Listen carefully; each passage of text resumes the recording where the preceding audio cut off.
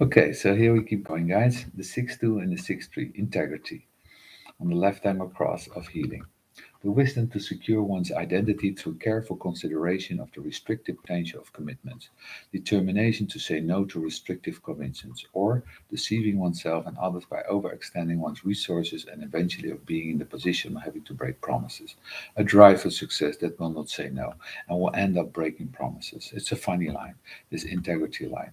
Where the hell is the integrity? You read this line and you say, where's the integrity? And where's the detriment is you Neptune. Integrity is there a key in there somewhere. Never accept anything that restricts you. Nothing. Anything that's going to restrict you is the moment that you're going to be caught away from what is right for you. That is to be correct simply in living. The 46 gate says isn't the gate of making commitment. The 29 gate is the gate of making commitment. The 46 doesn't know how to say yes or no.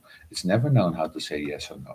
But remember, the theme of the 46 gate, it can be perceived as, and that everything that you see in this line is lived out in the 6263 life in the first 30 years. They end up all in restrictive commitments. This is the lower that says, the lover that says, I don't mind. I see the meeting you is I see that meeting you is something that's happening, but I'm not going to make a commitment.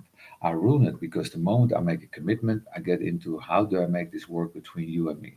And it's not about how do I make this work between you and me. All I have is my movement with dedication and effort. And of course, the most difficult thing to grasp is that if you don't have the dedication and effort, there's nothing for you in this life.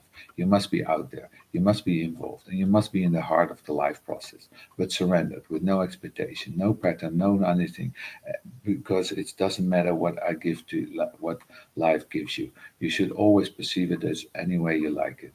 So you might as well perceive it as a good and nice one. You can. And as long as you don't commit yourself to something, it's going to be much easier for you to do that.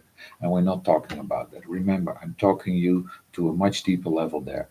We're not talking about the surface concept of commitments. We're talking about the passenger. The passenger is saying, I don't make commitments. I can't. I'm in here. Don't you see that? I'm not this vehicle. I don't make commitments. I don't know what a commitment is. You idiot. I'm a 46 anyway. What I do know is that I'm really lucky that you are there. So far, as long as it lasts, for better or worse, in sickness and in health, but no commitment, just effort and dedication. And effort and dedication is deeply, deeply personal. And when you get to the six, particularly when you get to the 6-3, what you're actually getting to is the deepest kind of individuality, like you would find in integration or in the centering circuit, in the deep, deep individuality, the very heart of the 46.6. For me, it's so clear that every single one of these lines of the 46 is themes of choicelessness. It's all about choicelessness. It's all about accepting the body. It's about recognizing the holiness of the form, and that the holiness of the form in the form principle itself is about the acceptance that the body is the life. The body is the life, so let it live. And then from your perspective, you can call it anything you want. Gee, I just fell into a pit of snake. Aren't I lucky?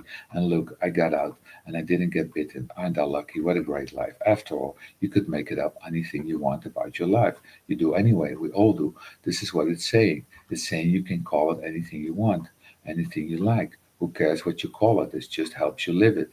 That you can see in the very, very basic sense of what we are all call our inner psychology, that approach in life in this way is to be totally liberated. The body has its life, and the passion that says, aren't I lucky?